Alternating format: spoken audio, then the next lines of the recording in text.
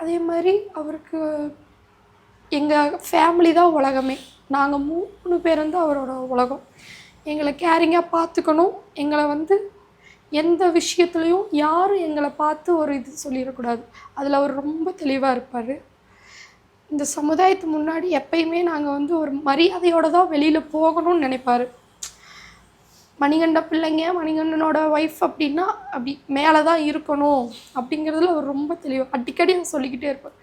என் பிள்ளைங்க வந்து நாளைக்கு யார் என் பிள்ளைங்களும் ஒரு இப்படி கையை நீட்டி எதுவுமே சொல்லிடக்கூடாது.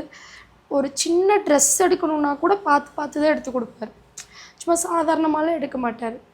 போய் அதை அலைஞ்சு திரிஞ்சு அவங்களுக்கு அது எல்லாத்த விட அது பெர்ஷியஸாக இருக்கணும்னு பார்க்கும்போது நல்லா பெருசாக தெரியணும். அவருக்கு அந்த ஒரு விஷயம் வெளியில் சாதாரணமாக போகக்கூடாது, நீட்டாக ட்ரெஸ் பண்ணிட்டு போகணும். அதெல்லாம் அவர் நிறைய கலந்து இதெல்லாம் வச்சுருந்தார். பிள்ளைங்களை வளர்க்குறதும் அதே மாதிரி. பாப்பாவுக்கு வந்து எந்தளவுக்கு அவள் உள்ளே வந்து படிக்கணும்னு ஆசைப்பட்றாளோ அது எல்லாத்தையுமே அவளுக்கு படிக்க வைக்கணும். அவளை ரொம்ப தெளிவாக வளர்த்தணும், போல்டாக வளர்த்தணும். அப்புறமா வந்து பாப்பாவை BMW காரில் தான் போய் காலேஜில் விடணும்.